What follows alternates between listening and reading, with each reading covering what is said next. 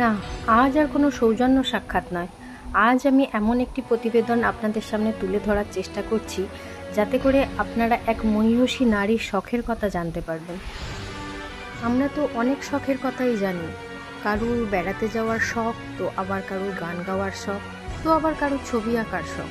এরকম বিভিন্ন শখের মধ্যে এই মানুষটির শখ ছিল যে নৃসিংহ চতুর্দশীর দিন 101 জন পুরোহিত মশাইকে যথাসাধ্য সেবা করে তাদের প্রত্যেকের হাতে গীতা তিনি তুলে দেবেন, শ্রীমদ্ ভাগবত গীতা দান করবেন। এই তার মনের ইচ্ছা। ব্যাস, যেমনি ইচ্ছা তেমনি কাজ। ওনার স্বামী অলোকবাবু ও তার সুযোগ্য 2 পুত্র ও পুত্রবধূ মায়ের মনের স্বাদ পূরণের জন্য সেই দিন সমস্ত রকম আয়োজন সেরে ফেলেন। আর জাঙ্গিপাড়া নিবাসী এই অলোক সাহা মহাশয়ের বাড়িতে আমরা সেদিন নিমন্ত্রিত অতিথি হিসাবে হাজির হয়েছিলাম। কিন্তু সেখানে গিয়ে এই কর্মযজ্ঞ দেখে আমার মন ছুঁয়ে যায়। প্রতিটি পুরোহিত মশাই বাড়িতে আসার সঙ্গে সঙ্গে তাদের ঠান্ডা পানীয় দিয়ে অভ্যর্থনা জানানো থেকে শুরু করে তাদের ঠান্ডা জলে পা ধুইয়ে মুছিয়ে যথাযোগ্য সম্মানের সঙ্গে তাদের প্রসাদ ভোজন করিয়ে তবেই তাদের হাতে এক এক করে গীতা তুলে দেওয়া হয়। শুধু তাই নয়, উনি যে একাই গীতা দান করেছেন তা নয়, ওনাদের বাড়ির 6 জন মেম্বার, 6 জনেই প্রত্যেকে এক এক করে প্রতিটি ব্রাহ্মণের হাতে গীতা তুলে দেন।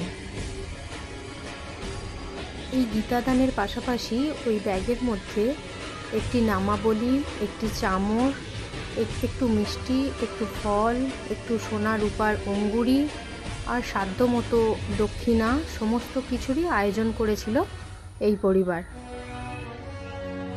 এরকম একটা কর্মযজ্ঞে উপস্থিত থাকতে পেরে আমি তো খুবই খুশি। আর এই প্রতিবেদনটি আপনাদের কেমন লাগলো সেটাও কিন্তু জানাতে ভুলবেন না। ভগবান নৃসিংহদেবের কৃপা বর্ষিত হোক ওনাদের উপর, এই কামনা করি। জয় নৃসিংহ, শ্রী নৃসিংহ, জয় জয় জয় শ্রী নৃসিংহ। উগ্রং বীরং মহাবিষ্ণুম জ্বলন্তম সর্বতোমুখম নৃসিংহম ভীষণং ভদ্রম মৃত্যুর্মৃত্যুর্নমাম্যহম। প্রহ্লাদেশ জয় পদ্মং মুখো পদ্মভিঙ্গম। জয় নৃসিংহ, শ্রী নৃসিংহ, জয় জয় জয় শ্রী নৃসিংহ। ভগবান নৃসিংহদেবের কাছে আমরা প্রার্থনা করি এরকম স্বাদ বা মনের ইচ্ছা যেন আমাদের সকলের হয়। করুণা করো হে নৃসিংহদেব। জয় শ্রী নৃসিংহ।